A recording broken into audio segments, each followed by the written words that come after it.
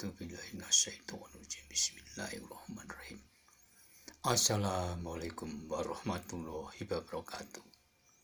Kelana Yuda Channel mempersembahkan cerita serial Gatra Bumi bab 2 episode yang ke-36. Selamat mendengarkan. Setelah bertempur dengan kelompok Ki dan Rukeni, maka Gatra Bumi, Glagah Putih, dan Putut Yudaklana melanjutkan perjalanannya. Di saat itu mereka telah melewati beberapa padukuhan, dan ketika ketiganya memasuki sebuah kademang yang cukup besar, Gatra Bumi beserta kedua kaumnya telah memutuskan untuk berhenti. Ketiganya pun mencari tempat untuk beristirahat. Tidak lama kemudian mereka telah menemukan tempat yang diinginkannya, yaitu sebuah pategalan. Lalu mereka bertiga pun telah memutuskan beristirahat di sebuah tanah pategalan yang sudah terdapat tumbuhan jagung.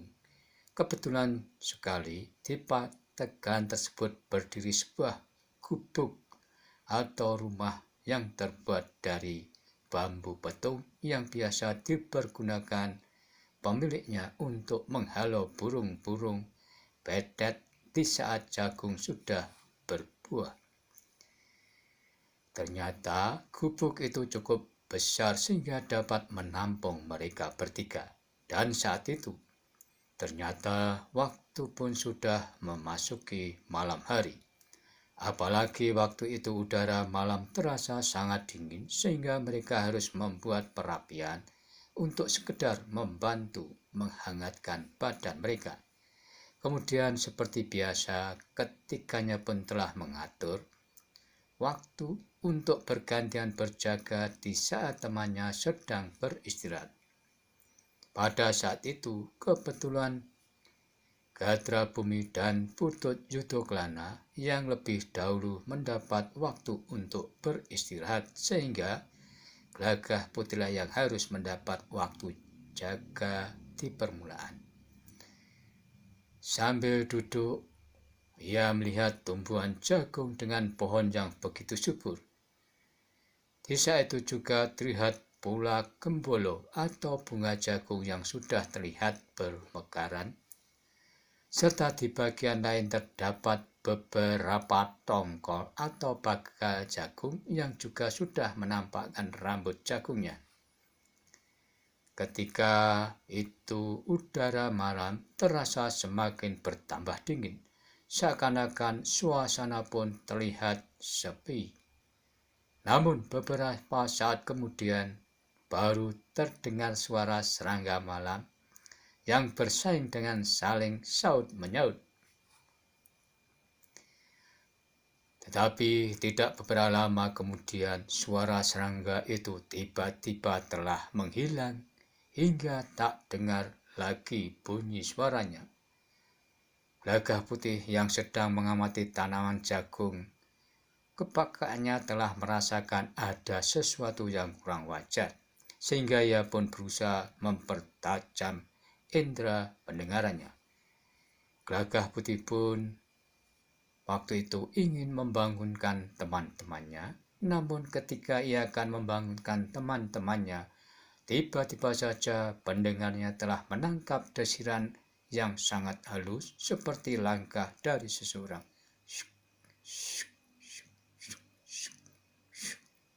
Dan tidak terlalu lama, ia lama-lama telah mendengar seseorang yang sedang berdehem. Ternyata suara yang Glagah Putih dengar itu tidak jauh dari tempat ia beristirahat. Sehingga kejadian itu telah membuat Glagah Putih menjadi penasaran juga. Ia pun segera mengungkapkan ilmunya yang mampu menyerap bunyi. Hingga sesaat kemudian ia telah berkelebat menuju ke arah sumber suara tersebut. Namun, ketika hampir sampai ke tempat yang ia tuju, Glagah Putih melihat sekelebat seperti melihat sebuah bayangan seseorang telah melenting ke sebuah pohon. Lalu tak beberapa lama kemudian terdengar suara tertawa seseorang, namun tidak terlalu keras. Setelah tertawa itu berhenti, sesaat kemudian pendengarannya lamat-lamat menangkap suara alunan seruling yang terbuat dari bambu. Dan suara itu telah terdengar mengalun hingga sesuatu berupa kabut tipis pun telah bermunculan di arena tersebut.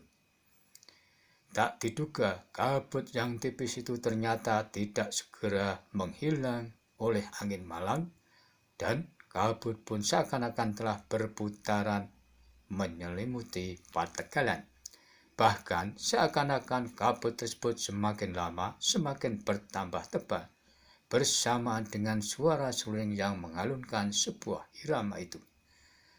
Dan yang tidak terduga, di mana kabut itu ternyata dapat membuat seseorang yang menghirupnya seperti terserap tenaganya. Pada waktu itu, tidak terasa, Gagak Putih pun telah menghirupnya, sehingga badannya seperti terasa tidak bertenaga lagi. Sesaat kemudian ia pun baru menyadari bahwa seseorang entah disengaja atau tidak telah menyerang dirinya.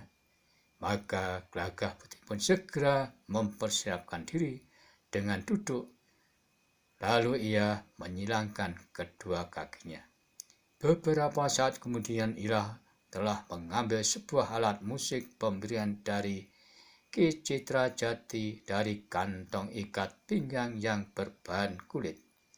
Dan alat musik tersebut lalu ditiupnya dan dimainkan dengan irama yang pelan, sehingga tidak terasa tenaga dalamnya ikut terungkap walau tidak sepenuhnya. Dan tidak terlalu lama kemudian badannya seakan-akan yang tak bertenaga tadi perlahan-lahan berubah menjadi bugar kembali. Terdengar suara seruling dan disertai kabut tipis itu ternyata masih terus mengalun sampai ke gubuk di mana Gatra Bumi serta Putut Yudoklana, sehingga membuat mereka terjaga dari tidurnya. Namun mereka berdua juga merasakan badannya terasa tak bertenaga. Sementara itu, Gagak Putih yang sudah pulih dari rasa lemasnya itu saat kemudian telah kembali memainkan alat musiknya yang dibarengi dengan tenaga dalamnya. Maka di malam yang semakin dingin itu telah terdengar alunan seruling yang ditebut oleh seorang dari atas pohon dengan suara rinding yang dimainkan oleh Gagak Putih. Dan kedua suara bunyi itu seakan-akan saling menekan hingga saling menyerang. Sehingga pada saat itu dengan perlahan-lahan suara seruling mulai berkurang. Bahkan suara seruling pun telah berhenti dan diikuti pula dengan sujudnya kabut tersebut. Dan kabut pun semakin menipis, serta saat kemudian kabut itu pun telah menghilang. Sinar rembulan pun nampak kembali menerangi kebun jagung itu. Di saat lain, di gubuk di mana Gatra Bumi dan Putut Yudoklana terlihat badan keduanya mulai bugar kembali. Namun di saat itu keduanya masih mendengar alunan suara rinding. Ketika mendengar suara rinding tersebut, tak diduga keduanya saling berpandangan. Kakang Putut, mari kita cari suara rinding itu. Sepertinya Kakang Gagak Putih yang membunyikannya, berkata Gatra Bumi. Saat kemudian mereka berdua segera menuju arah suara rinding itu. Waktu itu Gagak Putih sedang duduk bersila serta sambil membunyikan alat musiknya itu. Namun pada saat itu tatapan matanya mengarah ke sebuah pohon pakea di mana terlihat seseorang sedang berdiri di salah satu rantainya. Orang tersebut terlihat sudah agak tua, rambutnya panjang sebau terurai dan kumisnya tertata rapi sehingga terlihat menghiasi di atas bibirnya. Ketika Gatra Bumi serta Putut Yudoklana sudah sampai ke tempat Gelagah Putih, Gatra Bumi lalu bertanya, "Ada apa, Kakang?" Gelagah Putih pun kemudian berkata, "Engkau lihatlah di atas ranting pohon pagal itu, Gatra Bumi." Gatra Bumi pun telah memandang pohon yang dikatakan tersebut. Tetapi bukan hanya Gatra Bumi, namun Putut Yudoklana pun ikut mengarahkan pandangannya ke pohon pagal. Tiba-tiba terdengar suara tertawa seperti gelombang yang saling berkejaran menghantam dada mereka.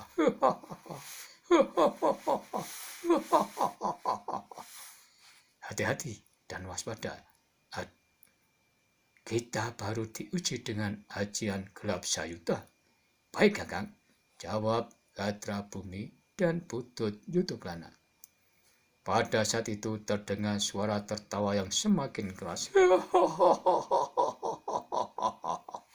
Sehingga membuat Gatra Bumi yang tidak sabar itu tiba-tiba sudah melenting dengan tangkasnya menyerang orang yang di atas pohon pakel.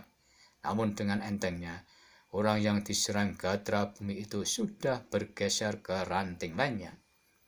Tetapi Gatra Bumi tak hanya sampai di situ. Tiba-tiba saja dari tangan Gatra Bumi seakan-akan telah meluncur hembusan angin kencang dan menghantam sebuah ranting di mana orang tadi bertengger. Sesaat kemudian terdengar suara berderak dengan disertai ranting yang berpatah. Lalu tak lama kemudian diikuti seseorang telah meloncat sambil berputaran beberapa kali di udara dan kemudian orang tersebut sudah berdiri di atas tanah. Melihat orang tua itu sudah berada di bawah, maka Gatra Bumi segera meluncur, disertai dengan satu tendangan mengarah lawannya. Namun lawannya saat itu sengaja tidak menghindar serangan Gatra Bumi, sehingga tendangan Gatra Bumi meluncur dengan derasnya. Namun di saat hampir mengenai lawannya, terlihat Sukrala yang tiba-tiba saja terpental, sehingga ia pun hampir saja terjerembab ke tanah. "Hei anak muda, tandamu juga ngidap-ngidapi, namun engkau tidak sesabar kawan-kawanmu itu. Apa urusan Kisanak dengan kami?" jawab Gatra Bumi. Dan pada saat itu Gatra Bumi sudah berdiri lagi.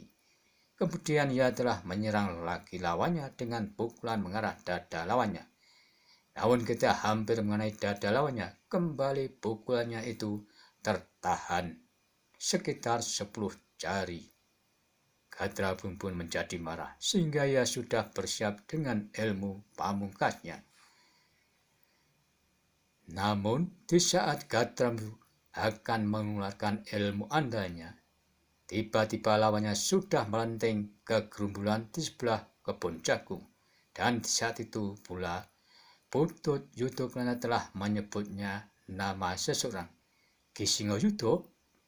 Tiba-tiba orang tersebut sudah menghilang, namun yang tidak diduga juga telah meluncur beberapa benda seperti pasir mengarah ke hadapan Gelagah Putih. Namun Gelagah Putih dengan tangkasnya telah meloncat mundur beberapa langkah. Lalu ia pun mengamati benda seperti pasir itu. Dan saat kemudian benda itu dihampiri, namun betapa terkejutnya Gelagah Putih setelah melihat apa yang menancap di depannya itu. Ternyata benda itu terdiri 3 lembar daun pakel, tetapi dapat menancap di atas tanah. Putut Yudoklana dan Gatra Bumi juga ikut menghampiri benda itu. Setelah diamati, sepertinya daun pakel tersebut terdapat beberapa tulisan. "Kakang Gagah Putih, seperti ada sebuah tulisan di lembaran daun tersebut," berkata Gatra Bumi. Kemudian sambil berjalan, Gatra Bumi telah mencabut 3 lembar daun paga dan kemudian ia tata di atas tanah. Ternyata benar juga terdapat sebuah tulisan yang berbunyi, "Kisana bertiga, tetaplah kalian waspada di saat akan memasuki lembah Bukit Tidar." Lalu dilanjutkan, "Bila mana kalian bertiga menjumpai kabut yang bisa melemahkan tenaga kalian, maka lawan kalian sedang mengetrakan ajian jaring Darasutra. Maka saat itu kalian jangan mengungkapkan tenaga dalam kalian, namun hadapi ajian itu dengan menggunakan tenaga yang pada umumnya. Dan kalian ketahui bahwa ilmu yang aku gunakan tadi bukan ajian seperti itu, hanya menyerupai saja." Demikian pesan yang tertulis di 3 daun paga tersebut. Sementara itu, tak terasa pagi pun hampir tiba, dan di seberang kebun jagung itu telah terdengar suara kokok ayam hutan yang saling bersaut-sautan. Mereka bertiga pun segera kembali ke gubuk tempat beristirahat. Namun, dalam hati mereka masih bertanya-tanya, apa maksud dari Ki Singayuda dan dari mana orang tua itu mengetahui arah tujuan mereka.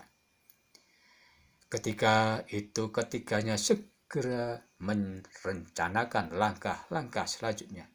Gagah Putih pun kemudian mengajak rekannya untuk beristirahat sebentar. Namun, di saat mereka baru duduk, ketiganya telah dikagetkan dengan munculnya seseorang yang agak tua, dan orang tersebut sambil tersenyum menyapa ketiganya. "Selamat pagi, anak muda." Orang tersebut ternyata pemilik kebun jagung tersebut, sehingga ketiganya pun saling berpandangan dan mereka pun tersenyum. Kemudian ia pun berpamitan kepada pemilik kebun jagung yang tempatnya ia singgahi dan berterima kasih kepada orang tua tersebut, hingga mereka pun melangkahkan kakinya melanjutkan perjalanannya. Demikianlah episode yang ke-35. Nantikanlah episode selanjutnya. Sampai jumpa.